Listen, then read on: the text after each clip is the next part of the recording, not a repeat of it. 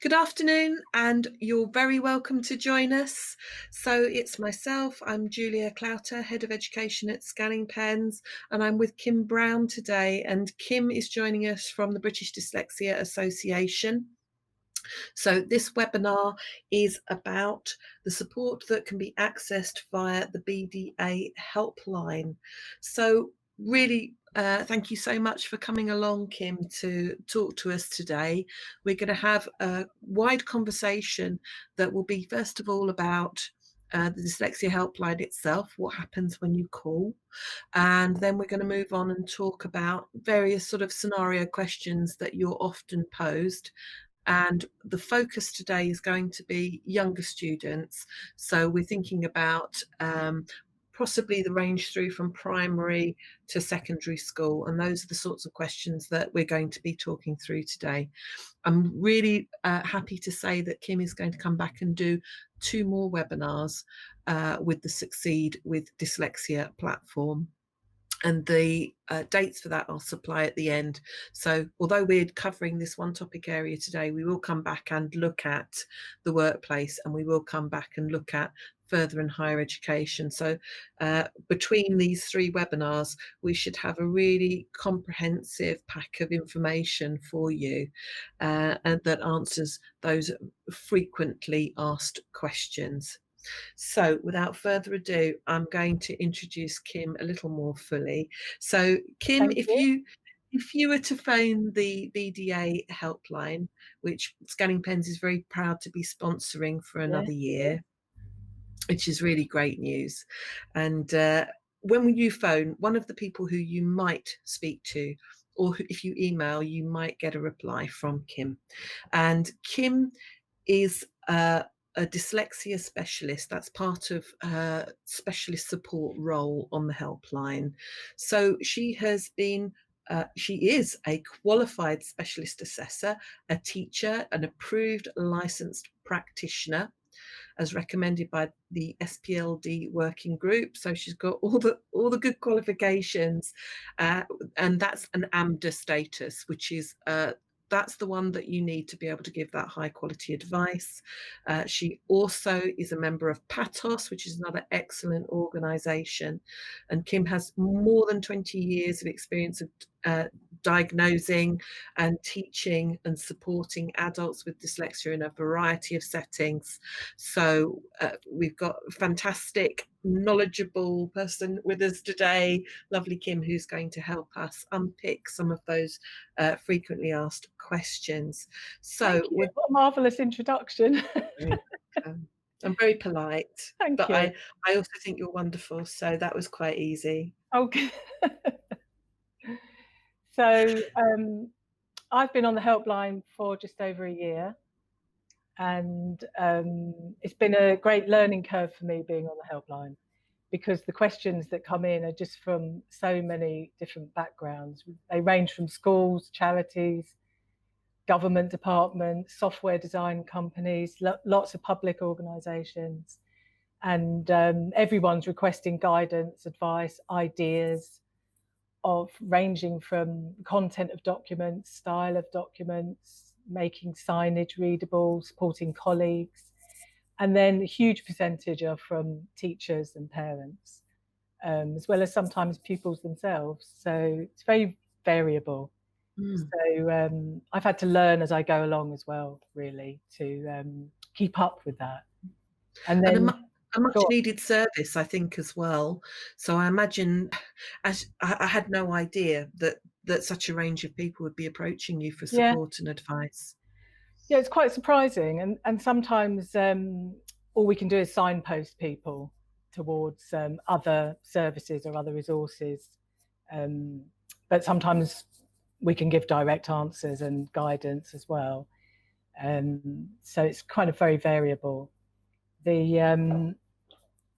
Probably the bulk is from schools and parents and teachers. And then since COVID, the content of the emails from the helpline have definitely changed, from being teachers wanting to know how to support pupils online, parents wanting to know how to teach at home and what resources they can use, and pupils contacting us and unhappy with their predicted grades, thinking their dyslexia maybe wasn't factored in. So dramatically, the content changed, which has been quite interesting as well. And of course, the other impact of COVID at the moment is that you're not able to provide the helpline service, but that doesn't mean that help isn't available. It just Yeah, the means that, phone lines are off because yeah, we haven't been in the office. So the helpline's been run by email, which is still been incredibly busy. It's probably anything between about 40 to 50 emails a day. So of course, all the training is still running and assessments have started up again. So yes, uh, it's worthwhile checking on the BDA website, because I'm often seeing something new is happening and the provision continues. So I guess even if you haven't got the phone line up and working at the moment, it yeah, might even be worth, just if you're thinking actually I might advise someone to call, it's probably still worth calling, because what's the worst that's going to happen? You're going to get a message to say we're not running at the moment. However, yeah, yeah. And we're use going this to email. try and get the phones running as soon as possible. Um, yeah, It's just difficult times, isn't it? And I think people are understanding of that, and that we're trying to do our best to try and what am I trying to say? Mend the hole in yeah, and services by. create new services. There's lots of webinars like this being created, aren't they? So that people can keep in touch. And I've noticed so many webinars about homeschooling and home teaching and supporting teachers and students. So I think I've seen some on the Scanning Pens website along those lines. So Yes, thank you for mentioning that. The Scanning Pens website have been running some education chat type yeah, webinars that are yeah, available via the YouTube. And the nice thing about that is that the webinars are free to attend. So anybody who's looking for CPD, professional development, support ideas, yeah, that certainly Scanning Pens is one of the companies that's trying to facilitate and make that available. I think that's really great. It's important to have um, everybody focusing together to try and support and help. It's what's really needed at these times more than anything else. yeah. And we need information from all sources, don't we, to keep us all on track with this new way of working, this video platform that we're all suddenly experts on. Mm. So the Succeed with Dyslexia banner, I'll just mention very Mm-hmm. briefly what that's about.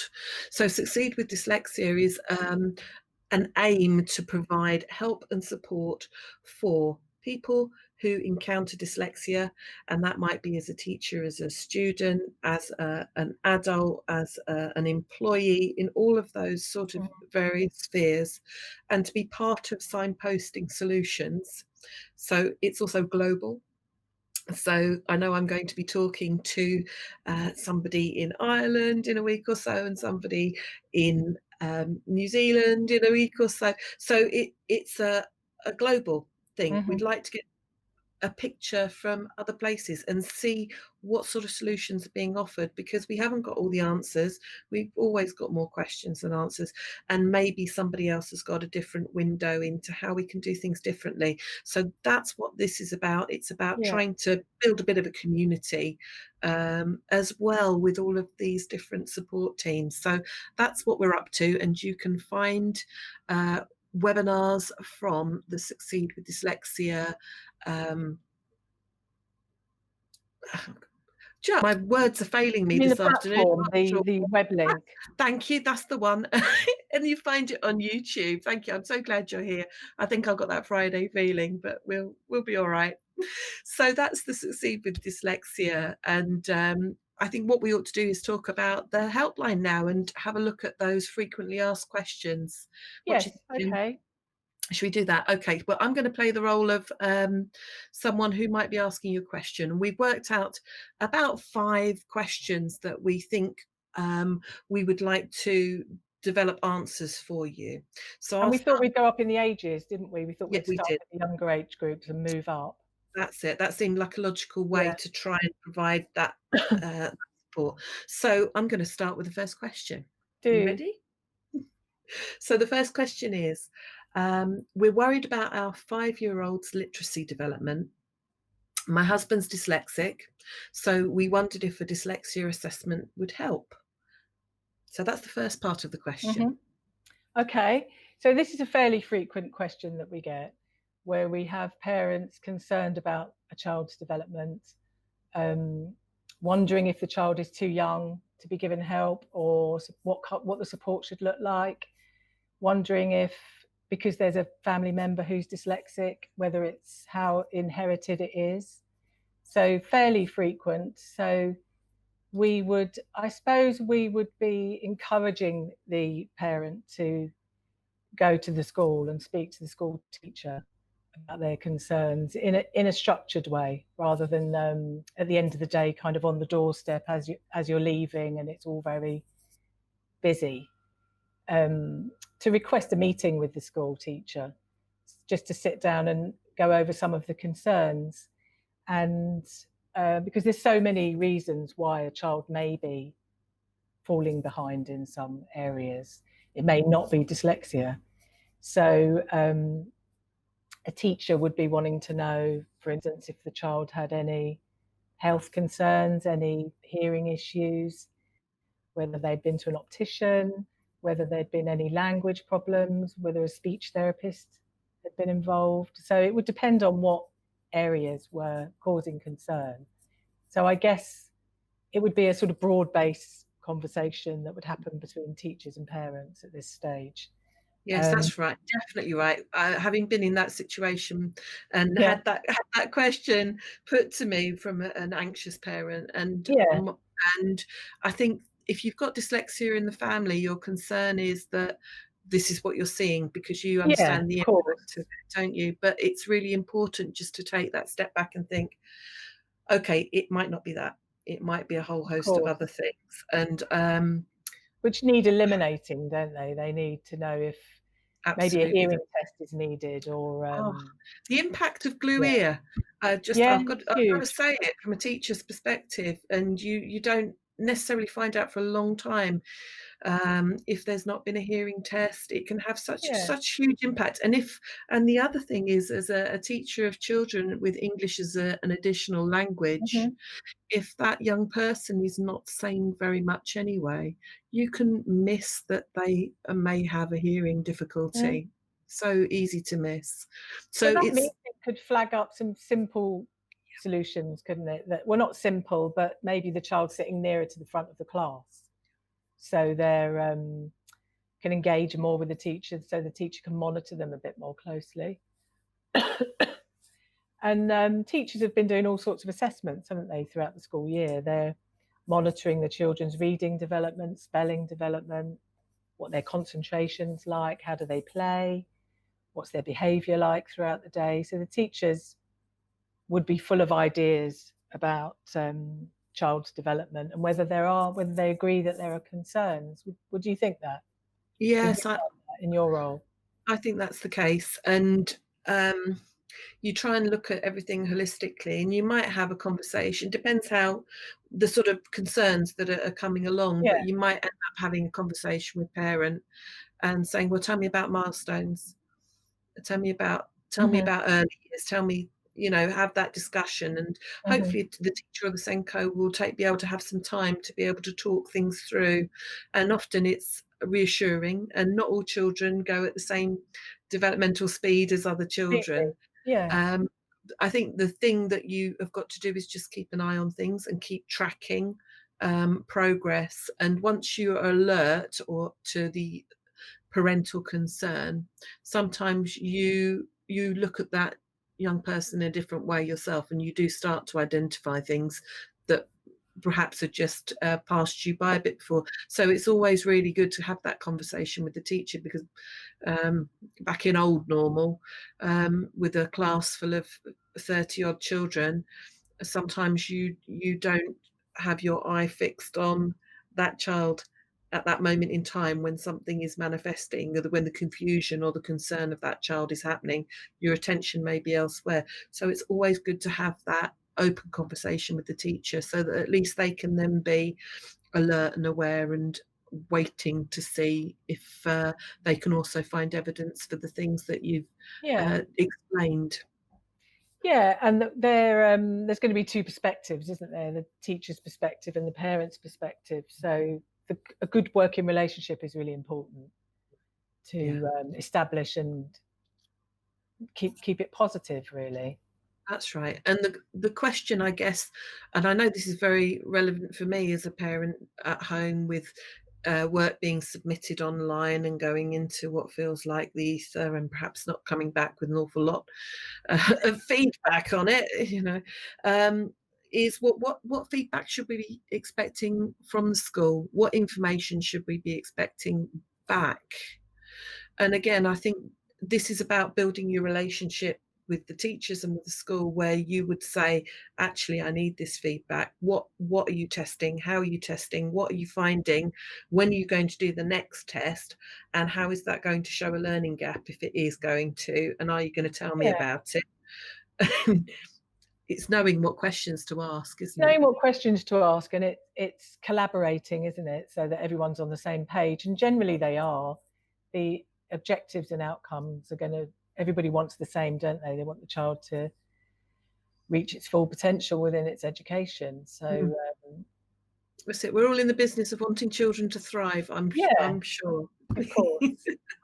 So Okay, well, I think we've got that. Should we go have on we to the covered next that? question? I think so, yeah, I think we And did I'm that sure well. we can go back and forwards if We other can. things overlap. And if we do inspire you to think of a question as we go along and you want to pop that into the chat box, we will try and sort those questions out as well. So if you think, "Ooh, no, I'm still confused about something," do let us know and Yeah, of we'll course. try We can and try read and other address things. questions. So let's go up the age range now. So here's the Okay. next question. My 8-year-old son is struggling at school and he's falling behind. I mentioned my worries to his teacher and I think they're helping him. I'm dyslexic, so this may be why he's finding reading and spelling difficult. Would a diagnosis help him? So often people do jump straight to thinking about a diagnosis. Um, and again, it may be that an initial conversation needs to happen about anything that's gone on in the background. And again, it may be that things like hearing tests or vision tests are needed.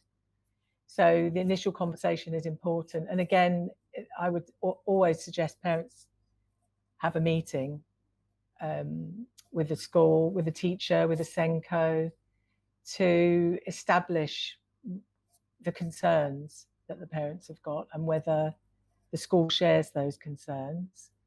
And I think the last question did ask about diagnosis, and I didn't comment that a diagnosis couldn't happen until after the age of 7 anyway, that 5 would be way too young.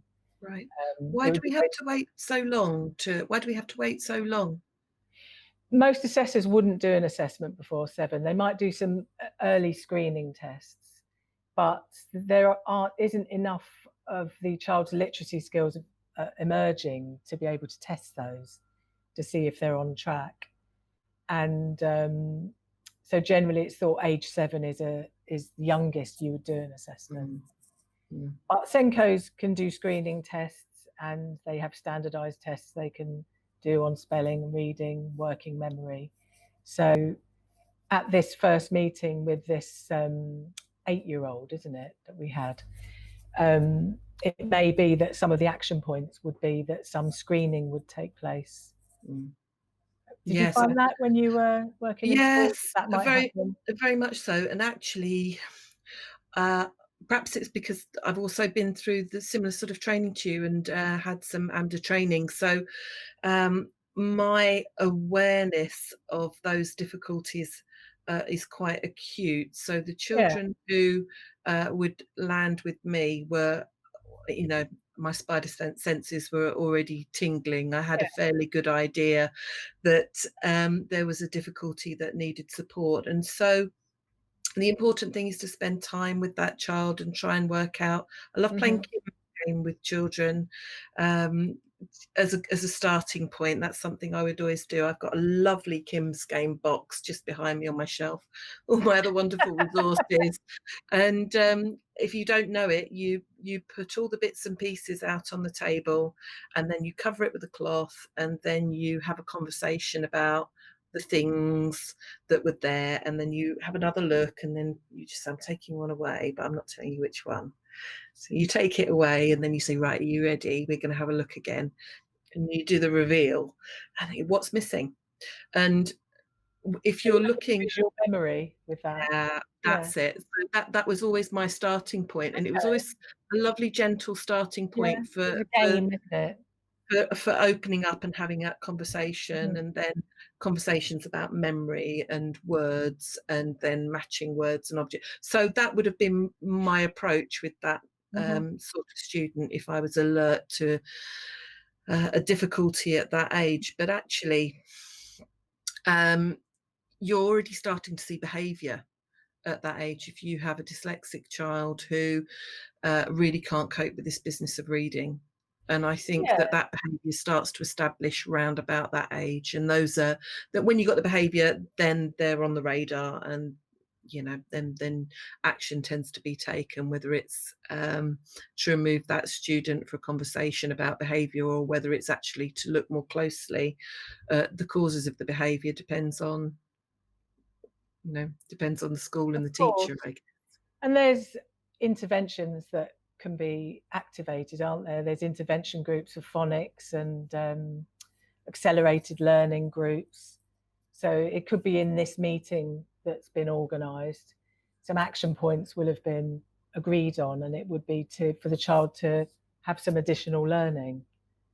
And also, it's a good opportunity for teachers to give parents tips on what they can be doing at home that can help, some reading techniques, spelling techniques, how to structure maybe homework time, how to help the child with its concentration if that's becoming an area of, if that's highlighted as an area of difficulty.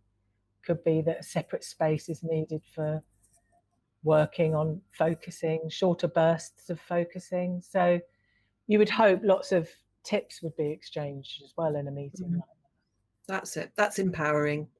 And within this scenario, we've got a parent who would be dyslexic. Um, and so again, you've got this anxiety of that. Of the course, difficulty yeah. transferring, and very often a lot of reassurance is actually needed. Yeah, and often parents don't realise they don't need a formal diagnosis for support to be activated and put in place. Although a diagnosis is great for identifying strengths and weaknesses and how the child learns, it's good for support to be starting as soon as possible. Yes. So age 8, we should, if we've got some serious concerns, we should be on a journey of investigation, not necessarily at the point where you're saying we need a diagnosis now, but we should certainly be investigating and building up our evidence bank that would be screeners, tests, reading age, spelling age, perhaps looking at the length of time that you can concentrate, paying attention to writing, and having conversations about what kind of reading enjoyment you have, what do you like reading, what do you like looking at, what do you read, where do you read, having those conversations about reading, which don't have to be boring conversations. They can be lovely conversations with a whole box of stuff where you say, I've got a great box here, let's have a look at it, you tell me what you like. Yeah. And often parents don't realise that 10 minutes a day of reading with a child makes a huge difference. And there's so much they can do within that, and how important it is. It's not, none of it is wasted time. So, and then you would want some kind of follow-up meeting, wouldn't you? You would, So because that, that's it. You want to yeah, assess progress over time. So I yeah, would suggest that no intervention should be less than 3 months, yeah. actually, because And you'd you're want a going to. review of that, wouldn't you? And to see, did it work? Is the support doing anything? Is it doing what it's set out to do? And if it isn't, how can we change it into A something very, more intense or presented in a different way? That's right. And it might be that you've had a discussion then with your teacher and you're thinking, right, we need an individual education plan, or we're going to Yeah, explore this strategy. And then there should be that follow-up meeting yeah, where you then discuss what the next thing to do might be. And I think for parents, it's important to know that you can have these conversations, you can ask to have these conversations. That's fine. I think sometimes parents feel anxious and maybe a bit disempowered. yeah. But you Yeah, absolutely they can. can have them, and they can insist on meetings and insist on follow-up meetings, and um, want to look at what tests have been done with their children, and get their own second opinions if they need to. And lots of parents do. Lots of parents um, get their own diagnostic assessments done. They may decide not to wait for the Mm, school to implement that kind of support. So there's no one size fits all, I think is what I'm trying to say, is that mm, support looks different, and what parents do is often variable. mm, mm. I think that's a good answer. I think we've covered that there really well. Okay, Okay. Um, let's go on to question number 3, and we'll pick up and do questions at the end. So number okay. 3, how can my 10-year-old how can I help my 10-year-old daughter with her reading? She tends to misrecognise words and often doesn't realise that she's not recognised them. Yeah. I'm noticing she's getting frustrated when she's making mistakes and is now avoiding reading. And this is can be a common thing with dyslexic children. Not always, because lots of people with dyslexia read quite fluently, but often in the early stages, there can be this issue with misrecognizing words and possibly switching words. So switching a word for a word that looks similar. And this child, it seems, doesn't realize, but so therefore the comprehension of what she's reading will begin to not make sense, which will build into this frustration. And often children become reluctant and demoralized at the lack of pleasure with reading. So it can become a bit of a battle for parents, really. So with a email or a phone call along these lines, we always talk about, has the child had a sight test? What's their vision like? Are they seeing the text? Have you had a chat with your child about, is the text moving or blurred, or are they seeing double? And then talking to the parent about what strategies they can adopt at home. Because this is obviously a parent that's trying to work with her child, because she notices how the child reads. So we'd be talking about trying to build interest back for the child, so that to try and get enjoyment back into reading. So I always talk about choosing books that the child's interested in, books that aren't too difficult. And that's a balancing act, isn't it, really, of finding resources that are not too difficult, but not too easy. So, and then obviously there's techniques like paired reading, which I'm sure you must have used, Julia, with Mm. children. Go on, I I think you were going to say. I tell you Yeah, another thing that I used to do was, especially with a very, very reluctant reader, who didn't want to read aloud at all, and I'd say, "Well, let's do it together, exactly yeah, the same shared time." reading. Yeah, Shared reading. So it's just important to say, that means you both say the same words at the same time. yeah, you're like a pair of speakers, aren't you? Both reading the same text. That's right. So the child's That's leaning on you, so they can feel the sense of fluidity and fluency. And when they get to a word they can't read, they could just lean on you and you say it, and then the child is reading and learning, because people often think that's kind of cheating, but it's a teaching tool, because they're hearing the word and seeing the word and saying the word, and then it's embedding into their vocabulary bank. So paired reading and shared reading are both good techniques. Mm. Yeah, Um, very successful techniques, and yeah, particularly with disengaged boys, providing you can find the right the right material. the right materials. If it's And even if it's the manual on how to fix the bike, we that's fine. I don't comics, mind. the internet, anything is reading, isn't it? That's right. And it's good. Or just the topic of choice. So if it's dogs this week, we'll find a book on dogs. That's Yeah. fine. Yeah. And then I think at this age, it can be good to And often people haven't discovered the joy of electronic devices Mm. for reading. So if the child is good and using on a computer, they may want some kind of screen reading software. If they're using books and handouts from school, then scanning pens and reading pens are good because they're portable and it gives quick feedback. So if the child's stuck on a word, stuck on a phrase, they can scan it in, highlight it, and then have it instant feedback. And Kindles are mapped with audiobooks, and they've got accessibility features built in. And I know some schools that are buying those just for general use or for the children that are struggling. And that's something that children can have at home. And again, parents often think, oh, but that's cheating. They're not practicing. They're not finding the words themselves. And we'd say the opposite, that it's building this idea of enjoyment and pleasure and ease. We want reading to be effective and pleasurable. Do you find that books, electronic books, are as good as each other? Yes, and it's that business of simultaneous that's important again, that we just talked about. So the thing with the scanning pen, as we've mentioned it, is that you are reading the screen on the scanning pen and listening to the word that's decoding for It's you. multi-sensory, isn't it? Looking and listening at the same time. Absolutely, absolutely. And so I think the thing for teachers and for parents to bear in mind is that if you're going to present a reading task to a group, that you give that pre-reading material to that learner who needs that additional support, and preferably you provide it as an audio book or with an accessibility file attached so that they can read, listen, or scan prior to the lesson, because so many Preparation is everything, isn't it? bright young dyslexic people will fly in your lessons if you give them the tools to achieve with them.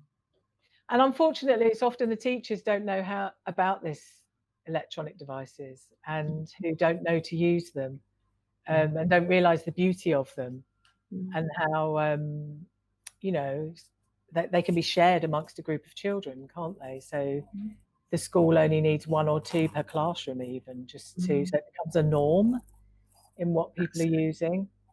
That's right. I would advocate for every classroom to have a box of stuff that anyone could dip into and try, be that a range of different coloured overlays, just to see if it improved your ability to see the text. I'm not saying it's a dyslexia cure at all. I'm just saying to see the text. Well, it normalises it, doesn't it, as well? Yeah, that's it. And then if everybody's, I'm not going to do so well without my glasses. I need my glasses. Yeah. And it's developing this language of acceptance about using the tools that you need to do the job, be that a pen, be that a reading line, or whatever it is, so that you can achieve your best. And I think that's the message that teachers need to be sharing, and it's a message that parents need to know, that perhaps these tools should be available. And when you're asking the teacher, well, what accessibility tools are available, that's a good valid question to be asking. It is, and it's for them to be used in the classroom. Ideally, it's just a norm, isn't it? That it's not something special that only a dyslexic child uses. It's something that anyone can pick up and use. So yeah, okay, things are changing. I mean, I think these devices are more commonplace now. And, yes, we're getting better at recognizing that assistive tech is available and out there, and it should be in the classrooms and at home, of course, as well. I'm just looking at our time and thinking, okay, well, let's pop on to the next question. Yeah, good. So here we go. I am 15 and was diagnosed dyslexic when I was at primary school. This person's been dyslexic for a while. I managed well at school, but I do my work more slowly than other students, and my teachers know I'm dyslexic. What about my GCSEs? Can I have some extra time? Can I use a laptop in my English exam? That's a good question, because this is clearly a young person who's doing well and who sounds like they don't particularly need much support. The teachers know they're dyslexic. It sounds like the child isn't saying that she particularly wants additional support apart from in exams. So she's right to bring this up. And it's, again, important that she would contact the school Senko because sometimes there's a assumption that if you gave your report in 3 years ago, that people will know that you should have 25% extra time in your exams, and that isn't the case. Because particularly for GCSEs, the access arrangements have to be applied for some time before, and there has to be a weight of evidence as well to justify the young person having that support. And this young person's thinking 25% and a laptop. There's other support that can be maybe thought of as necessary for this person that she may not have thought of, which could be a reader, a scribe. There's other sorts of support. There's support that doesn't have to be applied for, such as using laptops or scanning pens, or having a separate room if someone's concentration is difficult. So the key for this is normal way of working, isn't it? Normal way of working. And you can't just spring it on your teachers with a month to go before your exams, having hidden it for the last couple of years. You need to work in partnership with your teachers and say... Yeah, and the exam board, the Joint Council for Qualifications, wants evidence from the class teachers as well that this young person needs or processes information slightly slower, or needs to use particular methods of working and needs that for the exam. So it's not overly complex, but it is a process that has to be gone through, and some tests may need to be updated by the SENCO to justify exam board applications. So I think it depends on that level of need that you're presenting. If you are someone with a moderate dyslexia, someone who can get by and cope, you work a bit more slowly, perhaps use a scanning pen, or that perhaps you like to type, and those are your strategies that you've developed and are very successful for you. That's good. That's one level, and some of those are non-access arrangements, so haven't got to be applied for, but they do have to be your normal way of working. You do have to have had that conversation. If you are someone who is at that end of dyslexia where you are really struggling, really struggling, then you should be definitely applying for that additional time and additional support and the whole 9 yards, whatever you can get to support you to achieve your best. Absolutely. Yeah, and dyslexia can have a substantial long-term effect, like you've said. So is recognised as a disability under the Equality Act. So schools have a duty to investigate need and provide support and provide reasonable adjustments. So, and lots of them, like you've said, are not costly and are not, they're just about a change in practice. But for an exam, then we want to make sure they're in place to enable people to perform to their true ability and not to underperform, which is the last thing we want, isn't it? We want our students to get their grades. That's what we want. Yeah. We want people to be as successful as they can be. Okay, I'm going to find our way across to our last question. Okay. And then we'll have a look and see what's in the box over there. So I have a learner, so I think this is a teacher perspective. I have a learner with dyslexia who's struggling with the online learning classroom. She appears disorganised and is often late or forgets her homework. This could have been me. She says she's overloaded as the reading has increased during this time. How can I support this young person? So this is a good question, because it taps directly into the online learning that's become the norm, doesn't it? And lots of teachers are just trying to remain one step ahead, aren't they, at the moment, with having the skills to run these virtual classrooms. And some schools have got their own virtual classrooms in place. Other teachers or tutors are using Zoom, Skype, Teams. There's multiple other ones. Some are using various combinations. So this young person may well be unsure of how to use the platform. And I think I would recommend or discuss with the teacher whether that young person had a pre-lesson, checking they know how to upload files, how to download files, how to use the tools, and to check that they are using a computer and not something like a phone or a tablet, because it's not an ideal first piece of equipment to be using. It's not really big enough. And it's such a good question, because the Yeah, assumption that teachers have got is, oh, these young people, they're so much better at using the technology than us. They'll be fine. They'll and be they may fine. not be. Might be squinting at their smartphone trying to access the classroom that way. And then because this young person seems to be struggling with organisational skills and reading, it sounds like maybe that this young person has got some dyspraxia and that's impacting on organisational skills. Could be that they're downloading files from the classroom and not finding them. Maybe they need some help with organising their homework. Maybe they need tighter deadlines, help setting priorities. And also, teachers can do some very straightforward things for their dyslexic, dyspraxic learners. They can send the reader materials out in advance of the lesson, so those students have got extra time to read, can use their tools to read with. Lessons are better if they're in small chunks with time to review and go over the information. Um, Just not. Multisensory Oh approaches gosh, lovely. we But need, just don't we? but just don't assume that these things are happening at home. Don't assume that the work is organised or in files.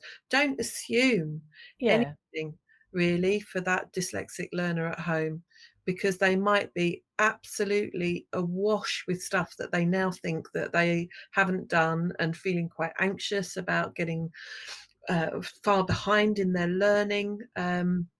They might not have looked at a chat room on Teams to know that there was a yeah, whole bunch of information that was relevant or pertinent to them, or that feedback could be found somewhere or not, as the case may be. But unless you actually have that communication with that young person, you're not going to know. So again, I think very often it comes back to this communication flow and just being curious, having yeah, that and helping this curiosity. young person with organisational skills and setting up some systems with them, Mm, and then they're becoming overloaded with the reading. So it's likely there's more reading being expected because there's less classroom delivery.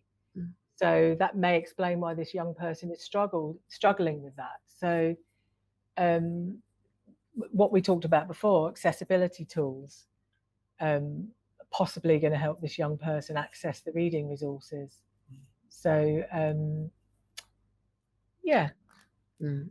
It's so important making sure that if you do have the resources available in school, in a cupboard maybe, and that they could possibly go on loan. So it would be that a dictaphone, or be that a Kindle that could go yeah, on loan, or a laptop, or whatever, or a yeah, scan, whatever it might yeah, be. It's going to do far more good in the hands of that young person than it is in school. And we just got to make that leap to realize that actually we might have something that can really change things, or even like have that conversation about where do you keep your stuff, where are you doing your learning, yep. because Good you might. idea. And for them to have resources by the computer. So they've got a resource box with their pens, highlighters, paper Yeah, next to the computer. So they've got it all when their lesson starts. that's It's it. about being structured and organized, isn't it? And some people just need help with the obvious. That's what Yes, that teacher could do with that young person. that's right. And it's that having that understand that dyspraxia business that looks like not having those fine motor skills quite in tune, or maybe not having those gross motor skills, the children with the bumps and the bruises, Yeah, and who are a bit discoordinated in some ways. But that isn't just a physical thing.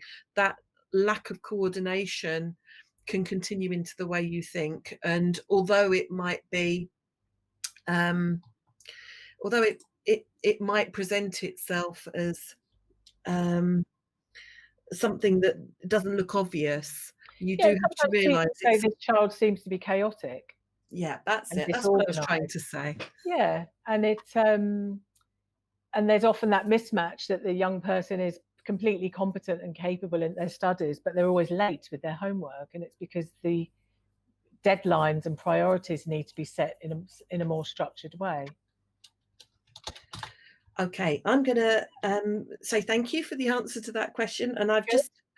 just had information from the ether, this wonderful technology. One of my colleagues has told me we're live on Facebook and we've got some questions coming through from there. So I'm going to start looking at questions now. Good. Okay. And the first question that I can see from online platform is, does the UK not have IEP plans like in the US? Would you like me to answer that, or do you Yes. have a go? Yes. Yes, we do. In the UK, we do have individual education plans. It works slightly different to the US system. If you have got and forgive me, I don't know all the correct terminology, but I think if you have a diagnosis, you have that formal recognition of your difficulty, then you have to have an IEP that spells out all the things that need to be in place in order to support somebody. You're absolutely right. That happens in the UK if you've gone on to get a education, health Yeah. and care plan. Yeah. They are quite difficult to get, and the level of need that you would have to be presenting to get additional hours of support, that's in addition to what the school would normally provide, which I think is around about 17 hours or so per week of support, is kind of how it works. So that means additional support in all sorts of ways, with the teaching assistant in school providing, and so on and so on. If you need additional to that, then you would have gone through the process of plan and do and review, which means that you'd have had all these cycles of exploration of those difficulties that then led to this more formal kind of diagnosis. And once you've got that, yes, absolutely, that then becomes your plan that you take forward. And all of those things that work really well in the US, the universal design for learning, which we don't talk about much in this country actually. Mhm. I think it's on the way. We're catching up very slowly, but we're getting there. So with the UDL, all of those bits, all of those components get written into that plan, and they should be there for that young person. Mm. That's reviewed annually. So And do you our think educational and healthcare plans are legally binding documents, aren't they? And they do, like you say, they outline the support that's they do? over and above what the school can provide. Righto. I'm just having a look to see if we've got some other questions along the way, and we'll just see if there's anything else online. So if you just bear with me, I'll just see if there's anything else. Whoops, there's me fiddling with technology. Let me just see. I'm working between two. I'm so computer savvy these days. I'm between two computers. You've got multiple screens. And more than one screen can be very helpful for dyslexic learners as well, because Do you it's know, just that's the working memory to have multiple documents open. That can be a very quick and easy solution for some people. That's right. My short-term working memory is diabolical, particularly for maths. So if I've held the first part of a mathematical sum, and then I've got to do something with the answer to that Mhm. bit, I cannot hold it long enough to remember what. The Oh, next sequence, it's the working memory, isn't it? And the it is sequence of working. It's information. absolutely working memory. If I can write things down, I think the problem is when you are being asked to do that mental arithmetic, and we're very keen on mental arithmetic still. And actually, if you cannot hold a concept or an idea for very long, that's a real problem, and it makes you feel very disempowered. Mm. And I think the opportunity needs to be there for those young learners to be able to just get things written down and resolve problems in ways that are concrete. We talk More about these concrete, concrete yeah, materials, and they're essential. yeah. It's an allowance that you need to make for people who don't have that working memory, um, that can support them to solve those problems. And it's what the 25% additional time is for often. It's to support that working memory and the different way of processing information, as well as supporting reading and spelling skills and proofreading. It's for that invisible difficulty, isn't it? It is, and it's exactly that. Because it's invisible, sometimes you might not necessarily be aware that that student has got that difficulty. Mm. I have got another question. What things do young people do to hide their dyslexia? I think it's the list is endless. I often find young people saying they hide at the back of the class. They may use another student's work, or not volunteer to write on a flip chart in front of other students. They may keep quiet to hide from the fear of being asked to read out loud. I think there's, I've heard people say they do bad handwriting on purpose to hide spelling mistakes. I think it's very sad that someone is left feeling that they've got to do that. Can you add to that, Julia? I'm sure you can think of. Yeah, I can, and I think it's a survival tactic, because Yeah, no one wants to be perceived as the person who's got that learning difficulty. You want to hide it at all costs. I've heard Um, people saying that they become naughty and disruptive as a way of not being oh yeah, asked to do work in front of other students. yeah. Dyslexic people are dead creative, right? So they'll suss out a way of avoidance. So I remember at primary school, we had this routine where we had cards that had the sums, and we would go around the classroom and we'd get the sums, and the same cards would come out every day, and we'd go round and round, and I would go in early and try and find the sum that I could do and count it along so that I could recognize what the answer would be. So that was one thing that I used to do. The other thing I used to do is when we'd have I could do my 2 times table. That was fine. So anything 2 times table, I was there, yeah, 4, 8, Eager. I'm on it. And I reckoned that if I made enough of a big deal about me knowing the answer to question number 1 or number 2, they'd have gone, oh yeah, she's She yeah, needs to quieten down. I'm not going to ask her to do a 9 times that's right. table. That's it. And She's I've on met it. She's students keen. that, yeah, I've met students that say if they're reading out loud, which can be a nightmare for so many young dyslexic people or dyslexic people of any age, they will quickly read ahead to find their bit, practice it so that when it's their turn to read out loud, they can do it more fluently, while the stress that they've gone through to do that process. Go to the bathroom, be sick and skip school, says Stephen on Facebook. Yeah, I've Yeah, heard that. Skip school, skip get out of school. class at all costs. Yeah. Yeah, it's that fight, flight Hugely and freeze stressful. thing, isn't it? Yeah, hugely stressful and difficult. Yeah.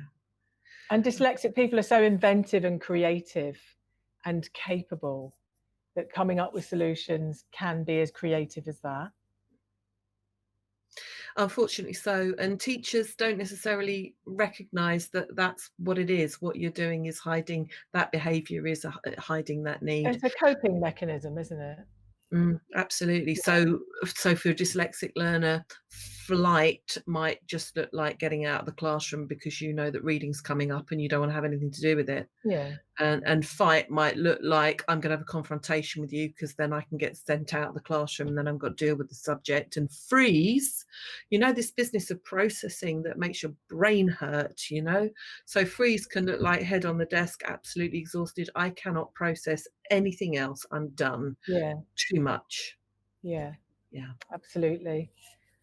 So I've got another question from Stephen, Okay. who says, what intervention does the UK use for dyslexic students? It's different in Ireland, I can tell you that. Ireland's quite different to England in its approach.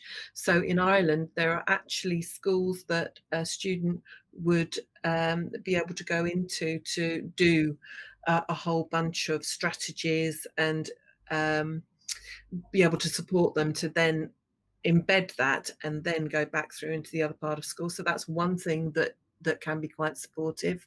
I think in the UK we could be doing it a lot better, Stephen, if I'm completely honest with you, because sometimes we have children flying under the radar for quite some time, which is Yeah, probably why you get, or the reason you might get a few calls to the Dyslexia Helpline. It will be because the parents saying, I'm sure that we've got a problem, it's just not being recognised, or I'm being told, no, Jamie's doing really well, what a great student, always engaged, always, a pleasure to teach, lovely. And actually, it's not the conversation you want to have. You don't want I know my child's lovely and fabulous, of course, but mm. actually, I'm recognising a You want problem. him to be successful. I want to have that conversation about learning. So I'm not saying we've got it 100% right here in the UK. We haven't, but we do have brilliant training support available. Um, And it depends. I'm not sure if he's talking about school or college or university, because he says student. Students, yes, that's So he right. might be in further education. There would be a learning support department, Yes, yes, and lots of students get one-to-one support or small group support, study skill support, and the same at university. But it's bought in, isn't it? It's not within the university now. It comes through different funding mechanism.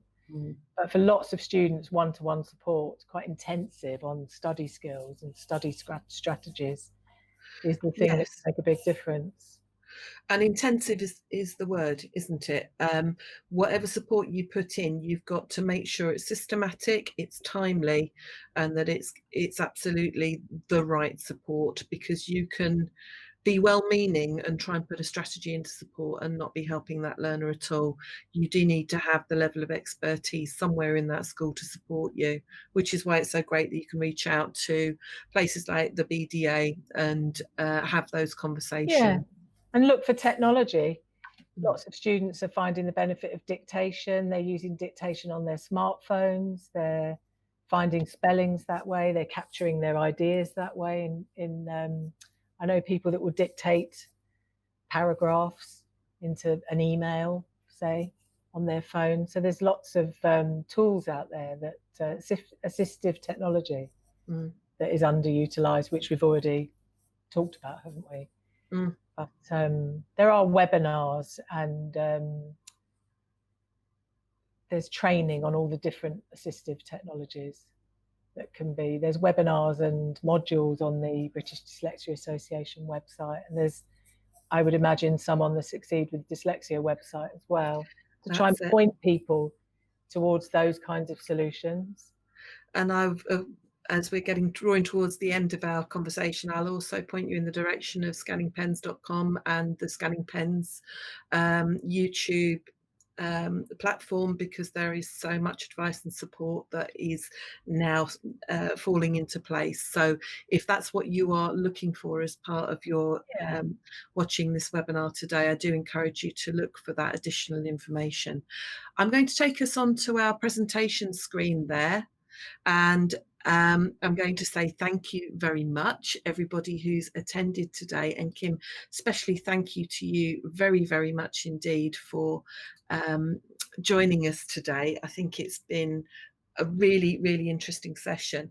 I know that we've got another session coming up that's on the 21st of July. I will Yeah. confirm the time of that. We might go maybe slightly earlier next time. Okay. So we've got a date in mind. If we haven't been able to cover your questions, apologies, but we are going to keep this conversation going, and we'd be delighted if you'd like to join us again. And if there's anything we didn't quite get to today, I will look through those messages and I'll make sure that we discuss them in the next webinar. I hope that's okay with you. Thank you for everybody who came along and attended in the Thank webinar, you. and thank you to everyone who's been on Facebook watching us live. That's been great.